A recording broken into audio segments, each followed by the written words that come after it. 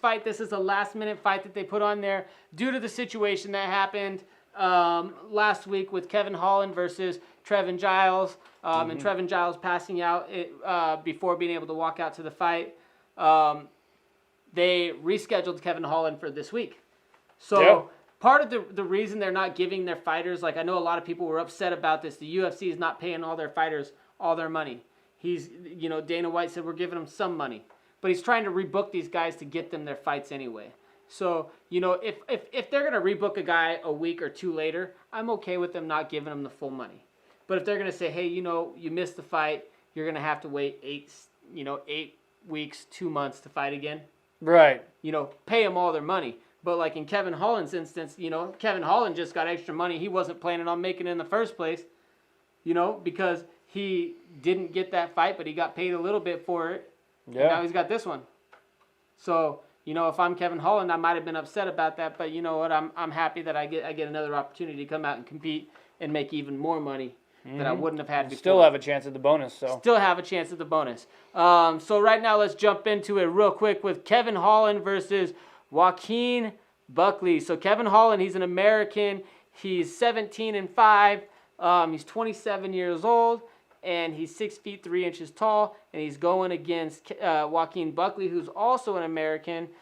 He's 26 years old. He's 5 feet 10 inches tall, and he's 10-2 overall. Tell me what you think about these guys. Or actually, it's worth noting, Joaquin Buckley is making his UFC debut as well. What do you think about these guys? Well, last week I was big on Kevin Holland. Yeah. Versus a guy that I think is actually better than Joaquin Buckley, so I'm still pretty big on Kevin Holland.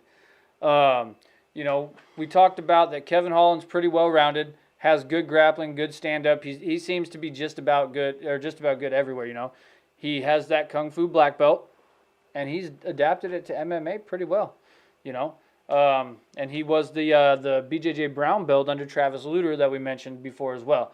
Clearly, you can see the guy's got striking.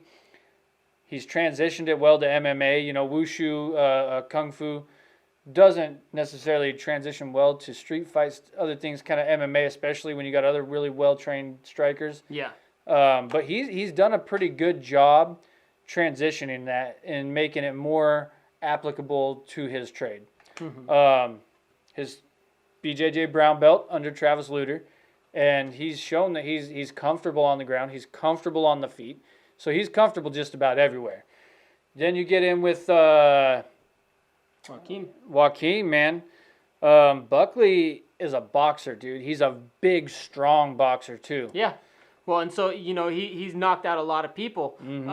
So he has, actually, I think it's 7 knockouts to his record. So 7 knockouts and 3 decisions of his 10 wins. Yeah, no submissions. So no submissions.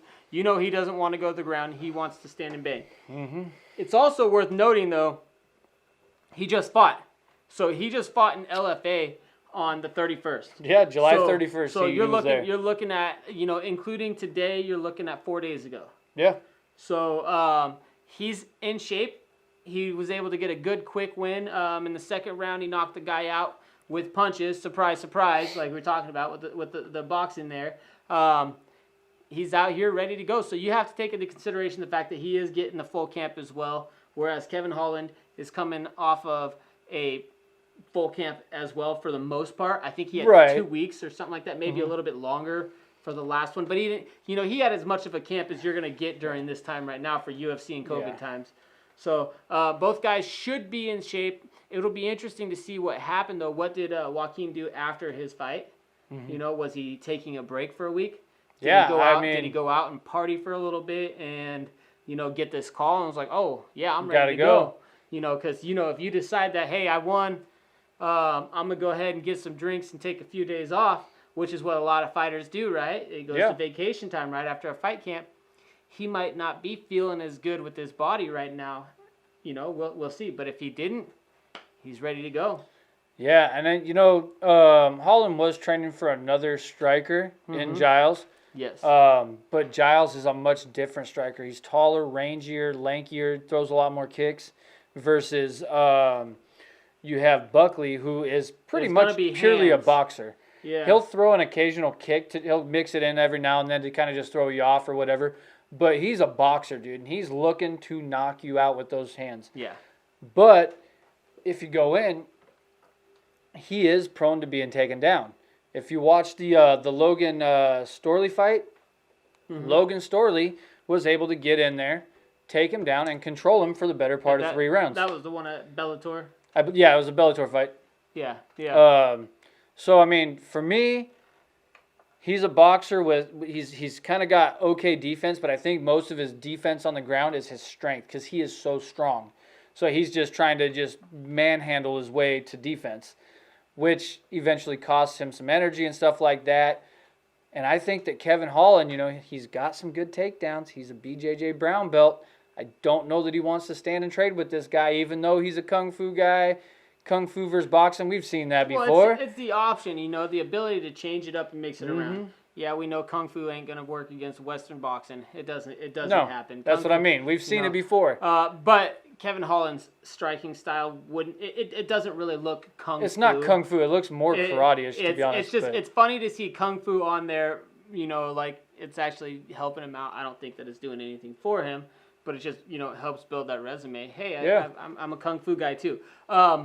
But you were going to go into your pick for that one right there real quick? Yeah, man. I was rudely cut you off. I was getting to my pick. Like I said, I think this fight is going to be extremely similar to that Logan Storley fight. I think that you're going to see Kevin Holland working for those takedowns. I don't think he wants to stand and trade with this guy. And if he does, you'll probably just see him utilize a lot of kicks to keep that distance. But ultimately, I think he's going to get it down. I think he's going to grind out a decision over him. Well, I think it plays in perfectly for him because you look at the last guy he was training for. Mm-hmm. Another person I don't really think he wanted to stand and bang with. No. So I think that he's coming off of a camp where he was probably more than likely training to try to get the fight to the ground, going in against another striker where he's going to want to try to get the fight to the ground. Mm-hmm. I don't think he's going to rush in to try to take it down right away. No. I think you're going to see moving around on the feet a little bit, trying to play and feel each other out there. And then eventually, Kevin Holland's going to find that opening. He's going to close the distance. He's going to drag it down to the mat. And he is going to end up drawing it out. He's probably, given the fact that both guys have come off of a good camp, more than likely looking for a decision. Kevin Holland. Decision, Kevin Holland win. We got another perfect pick right there, baby. Right there. Wow. That's our first perfect of the night, man. So that ends the undercard there.